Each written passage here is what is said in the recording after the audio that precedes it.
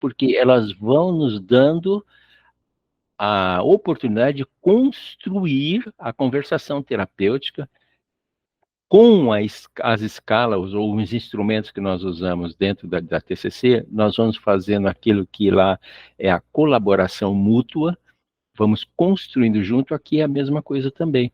Então, a resiliência é um modo de se comportar, de agir, atuar de maneira estratégica, visando a superação de um desafio ou de uma adversidade. Enfatizando, então, não é uma atitude de coragem, não, é uma atitude estratégica, pensada, articulada.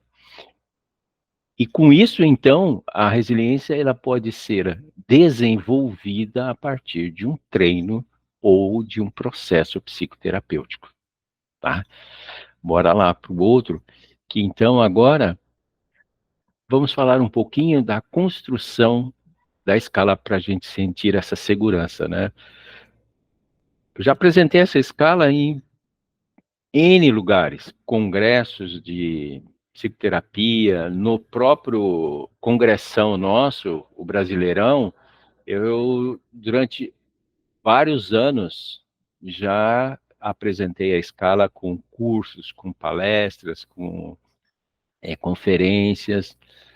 Lá fora, no exterior, em diversos países, já levei os resultados estatísticos da escala. Então, como é que ela foi organizada?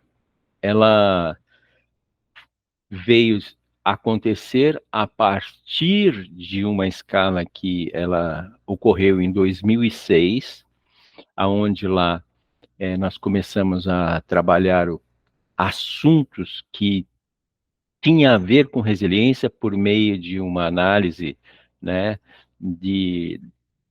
do que havia sido publicado naquela época, ali em 2003, 2004. Já pode virar o próximo, Marco, que eu vou falando e aqui. Então, 2003, 2004, 2005, foi feita uma coleta de conceitos relacionados à resiliência. Passou-se por uma estatística muito forte, né, uma análise fatorial na época, e se chegou a um número de assuntos ou temas ou áreas que estavam intrinsecamente relacionadas à resiliência e que tinham um peso estatístico significativo. Quando nós depuramos estas áreas, então nós chegamos a 8 áreas. Bem, esta escala, então, ela começou a ser repensada para um novo momento, porque essa escala de 2006, ela ainda era naquele conceito antigo de resiliência, de que resiliência é enfrentar o estresse e com qualidades boas, e quando se enfrenta com qualidades ruins, a gente faz o mais e menos. Então, se tirava a média, era muito fraco. Em 2007, 2008 e 2009, comecei a construir o instrumento com um apoio estatístico forte do lado, dando pesos a cada uma das áreas, peso estatístico. E em 2010, a escala ficou pronta. Aí já numa nova concepção, não mais aquela de mais e menos, somar e subtrair as áreas fortes ou negativas, mas agora trabalhando com 8 estruturas de crenças, 8 áreas cognitivas, cada uma dessas áreas com peso estatístico, e que quando a pessoa atribui uma intensidade a cada uma dessas áreas, ela vai expressando a forma como ela se percebe no enfrentamento do estresse. E o resultado é que, então, nós temos um mosaico, nós temos um gráfico que demonstra de como a pessoa percebe que ela faz o enfrentamento do estresse. Por aí vocês já começam a perceber, então, de que como trabalhamos isso na clínica, né? algumas pessoas, eu já vou me antecipar algo que eu vou falar mais lá na frente, algumas pessoas têm a percepção de que elas têm que ser atiradas, impulsivas, fortes, violentas, brabas e etc. Aí essas pessoas dão uma intensidade muito forte a determinadas áreas da resiliência. E o resultado que elas colhem está alinhado a esse tipo de resposta. Ao mesmo tempo, outras pessoas vão dando uma resposta muito sutil, por vezes até de retraimento, e ela vai tendo um resultado com base nesse comportamento que é de deixar a resposta do estresse, a ação, o controle da situação mais na mão do estresse, como eu costumo dizer, do que de si própria. Ótimo. Feito isso, nós começamos então de 2010 para cá a fazer todo tipo de aplicação da escala.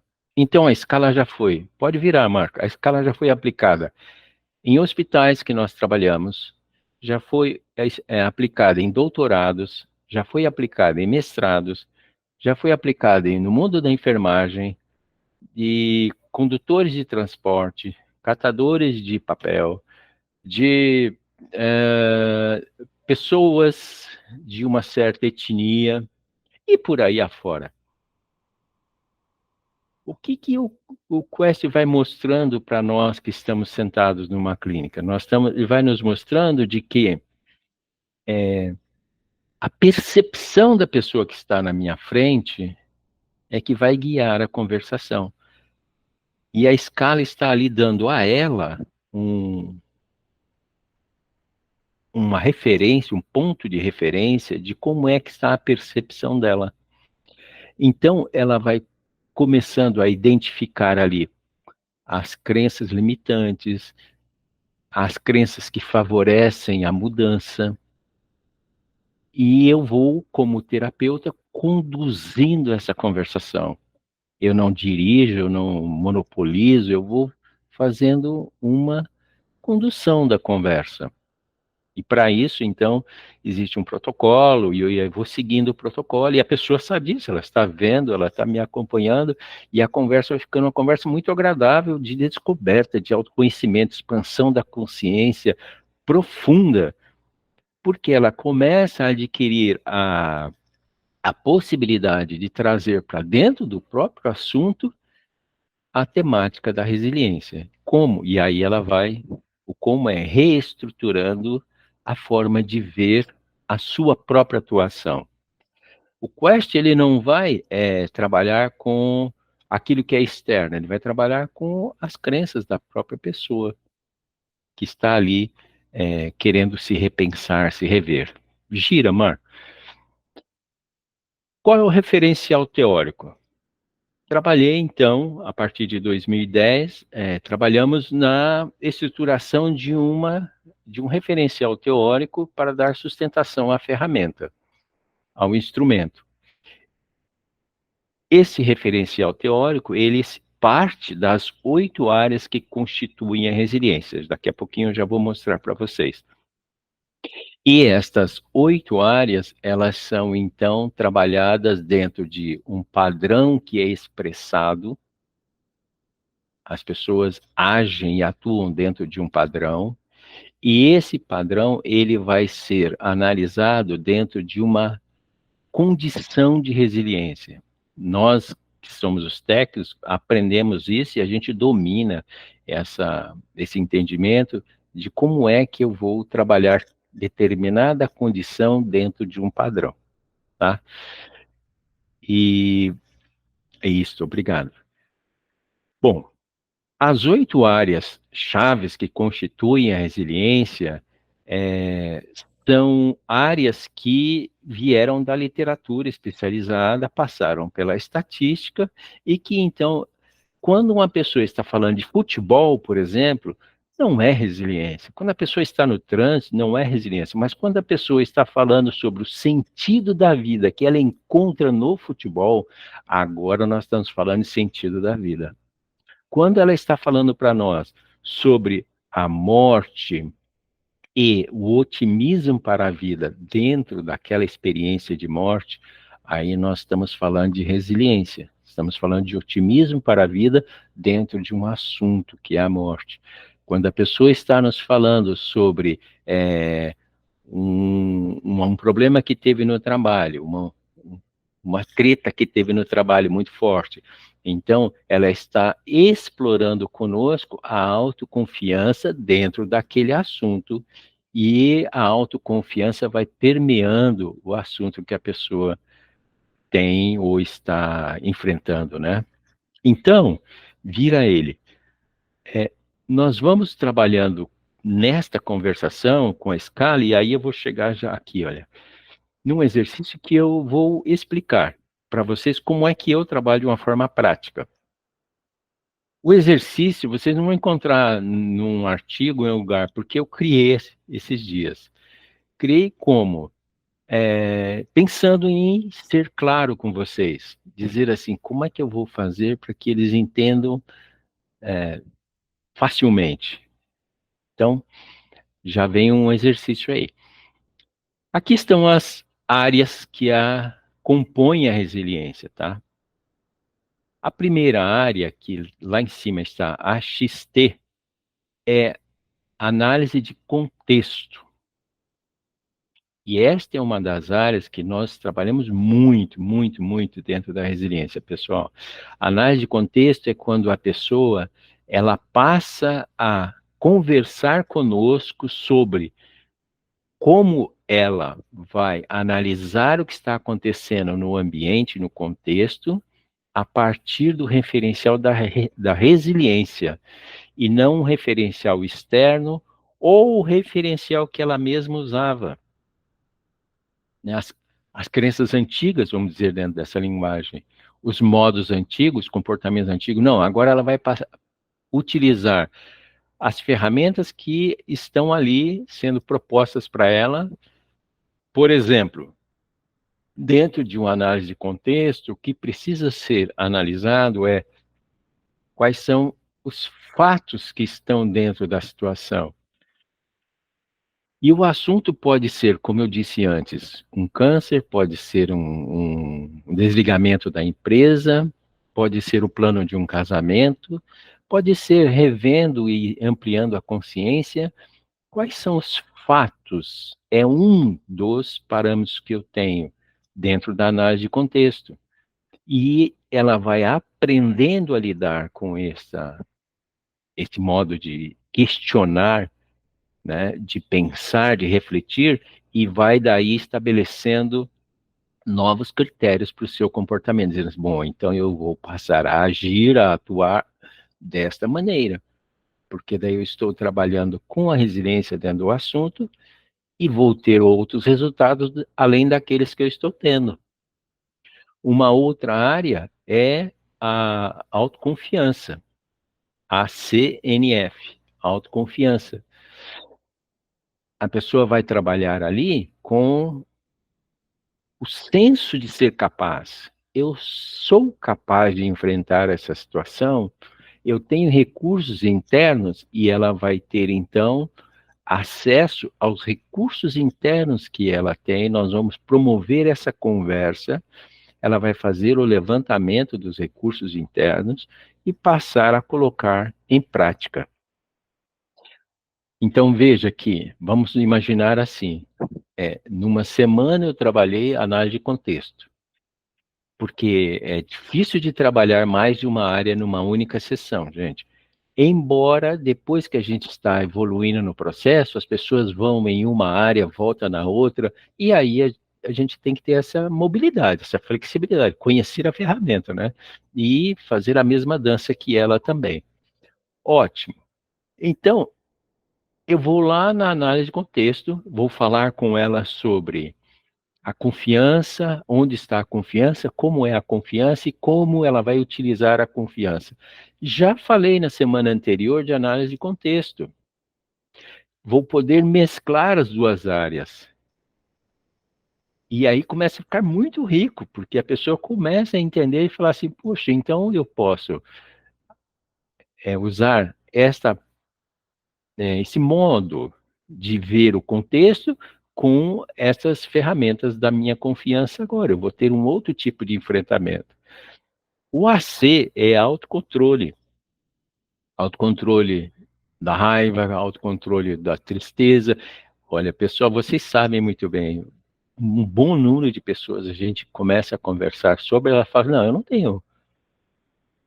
não sou uma pessoa triste, eu não sou uma pessoa de raiva. Ela não reconhece em si as emoções principais e por isso que não sabe lidar. Quando a ferramenta traz essa informação e não traz de uma forma agressiva, mas de uma forma estrutural, né, conhecimento puro, ela olha e fala, puxa vida, então eu tenho que trabalhar com as minhas emoções básicas.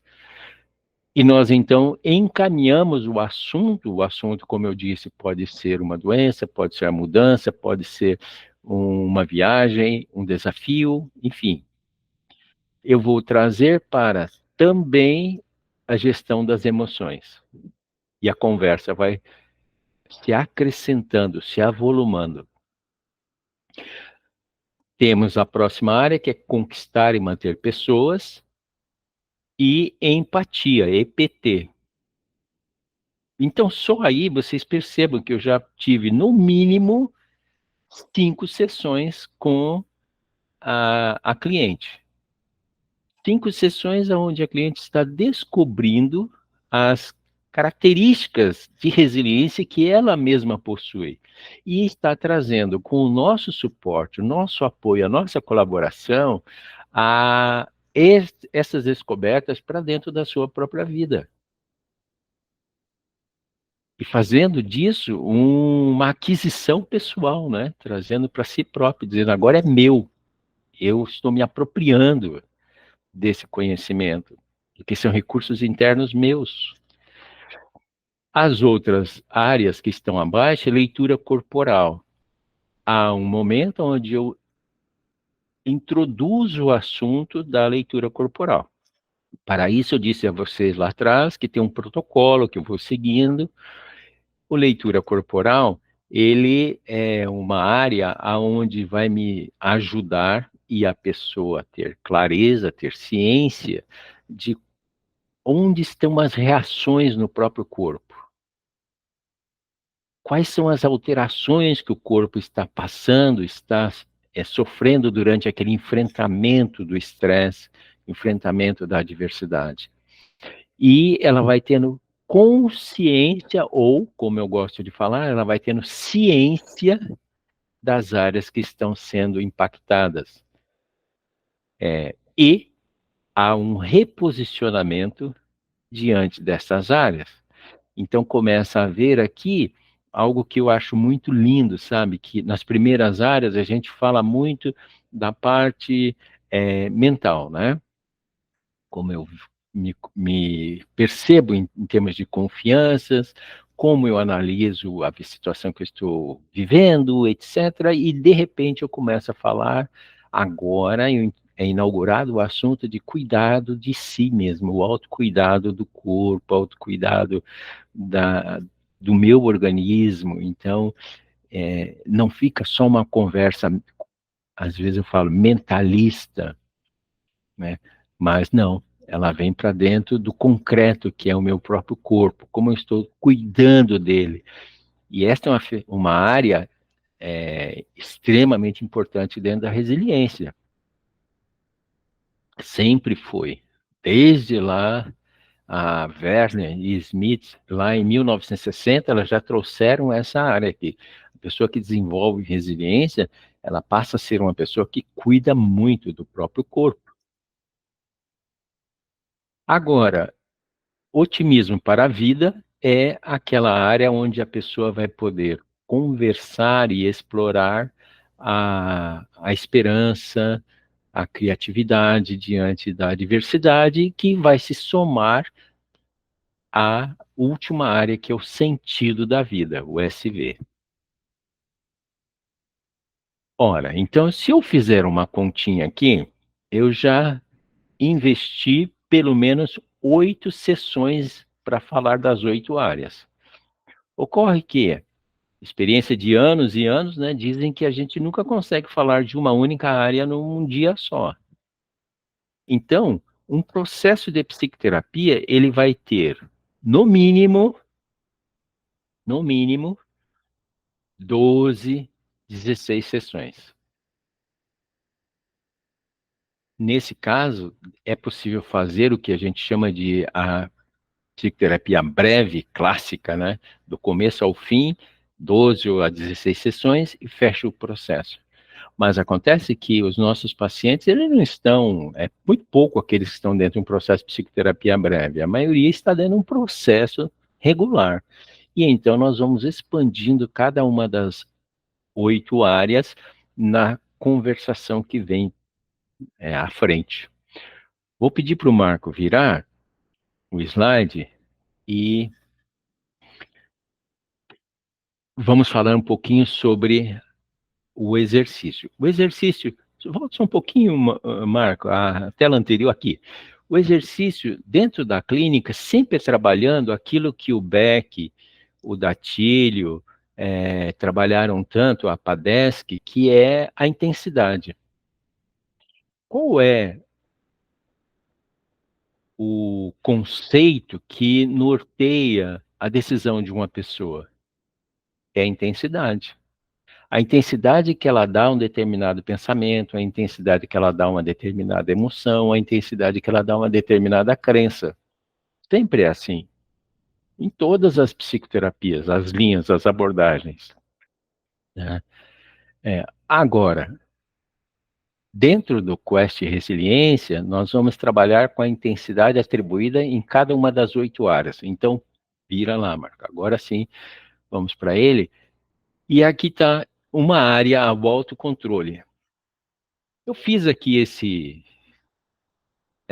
rascunho para vocês entenderem como eu trabalho dentro da sessão. Então, a pessoa trouxe aqui um assunto que está sendo as tratativas do divórcio dela, que já aconteceu há 3 anos atrás, e ainda não se efetivou, então ela precisa tomar algumas decisões, porque tem muita coisa em jogo, dinheiro, documentos, é um assunto difícil, então. Muito bem. Marco, você consegue voltar no gráfico? Aqui. O autocontrole está na coluna à direita, na última coluna. Se vocês subirem, vocês vão ver que em cima está escrito fraca, que é uma fraca condição em resiliência. Significa que essa pessoa que está nessa coluna, ela está dando intensidade, uma intensidade muito, muito acentuada às suas crenças, aos seus pensamentos. Há uma outra informação extremamente importante aqui nesse gráfico, que, subindo mais um pouco os seus olhos, você vai ver que em cima está escrito assim, ó, comportamento de intolerância perante a diversidade. O que significa que? Aí mesmo, olha. Obrigado. Significa que esta pessoa, além dela estar já numa fraca condição de resiliência, no autocontrole das emoções, ela também está regendo as suas decisões num campo que é de intolerância consigo mesma e com as pessoas ao seu redor. Pessoal, a maioria das pessoas não tem essa clareza. A maioria das pessoas não sabem isso. Elas estão agindo de uma forma natural, espontânea, elas estão no modo tocando a vida. E quando elas começam a entender de que elas estão circulando dentro de um campo, de uma região que é da intolerância diante do estresse, ela começa a olhar e dizer assim, poxa vida, então, como eu estou reagindo com as pessoas? E aí eu vou para dentro do meu exercício. Eu vou ter que fazer, quando eu voltar lá na tela, eu vou ter que levar lá a entender o que é intolerância diante do estresse. É só diante do estresse, não pode dizer que a pessoa é intolerante, não, hein, gente? Tá? Não, não vamos cometer esse erro de dizer, você é um intolerante na vida. Pô, de jeito nenhum. É um estilo ou um padrão de intolerância diante de uma situação de estresse, tá? Eu vou ter que fazê-la entender isso, e segundo, eu vou fazer que levá-la a entender o que é uma fraca condição de resiliência, está no gráfico também, e terceiro, a própria área de autocontrole, ok? Então, vou trabalhar essas três coisas, esses três fundamentos ou conceitos lá no exercício que eu inventei. Bora lá, Marco. Isto. Então, para facilitar aqui, até para vocês também que não estão habituados com uma ferramenta, eu trouxe a seguinte possibilidade de conversar com a pessoa. Olha, o que é intolerância? Tolerância é aquilo de você ser aberto à ideia do outro, ou à necessidade do outro, ou às dificuldades do outro. Muito bem. Então, lá nós vimos que é uma fraca condição de resiliência. Então, significa que você está atribuindo, nesse momento, uma alta intensidade nas suas convicções. Aonde você coloca o X? E aí, eu criei esse exercício aqui. Eu seria muito capaz de fazer isso aqui na folha de sulfite, ou se eu estou atendendo na tela, eu coloco isso aqui. Eu crio uma dessa na tela para a pessoa. E a pessoa, onde você coloca o X? Ah, eu coloco aqui. Então, colocou ali, ó. Estou nada tolerante. Exatamente, nada tolerante. Então, eu vou conversar com ela, e ela, dentro de uma conversa, não é uma coisa dirigida. É, quais são os impactos, com quem que a intolerância acontece, aonde a intolerância acontece, de que forma essa intolerância se apresenta, de que modo ela expressa essa a intolerância, em que momentos ela consegue identificar essa intolerância. Olha que riqueza, gente. As pessoas não têm clareza disso. Com quem que ela se torna mais intolerante ou menos intolerante? Quem as pessoas aonde ela não se vê intolerante, porque a intolerância lá naquele ambiente não se apresenta. Vou fazendo uma exploração muito grande, e eu uso, aqueles que me conhecem sabem, eu uso de maneira recorrente o tempo inteiro o questionamento socrático. Estamos até falando que uma próxima eu vou fazer uma conversa sobre ele, da forma como eu uso, porque dentro do questionamento socrático eu coloco tudo isso, né? E a pessoa vai descobrindo, então, o que é ser nada tolerante dentro do dia a dia dela. Pra, para consolidar, então, como a PAR tem uma estrutura, e o Quest Resiliência também tem uma estrutura de terapia cognitivo-comportamental, embora dê para usar em outras áreas, mas em outras linhas, né, abordagens, mas a estrutura dela é TCC. Então, eu vou propor uma, duas, aqui eu trouxe três possibilidades de é, fazer em casa ou depois repensar sobre o assunto para consolidar e a pessoa se apropriar. No caso, eu coloquei aqui, né, para ela pensar. Essa semana mesmo eu fiz isso, relacionar como é que ela trabalha com a raiva, né, em diversos ambientes que foram mencionados ali. Como é que a pessoa, o segundo, como é que ela consegue, como é que ela se percebe em termos de manifestação da tristeza? Como é a tristeza para ela? A tristeza para ela é uma melancolia? A tristeza para ela é mais uma depressão? É uma tristeza que envolve raiva, porque tem muita tristeza que envolve raiva, ou é uma tristeza que leva ela para passividade. Enfim, ela vai descobrindo como se dá a tristeza. E ali eu acrescentei também, porque achei que essa pessoa que eu estou trabalhando cabe um convite para trabalhar em casa, refletindo sobre como é que o medo aparece quando ela tenta fazer o controle de uma emoção. Ora, agora vocês perceberam, né? Esse exercício ele só consegue se manter de pé quando a gente tem uma ferramenta estruturada por trás. Ele não pode ser feito na base do eu acho, aí não teria consistência nenhuma. E é uma sugestão. Eu me sinto muito, muito, muito confortável, seguro, confiante no uso, e o feedback que tem é excelente. As pessoas que usam também.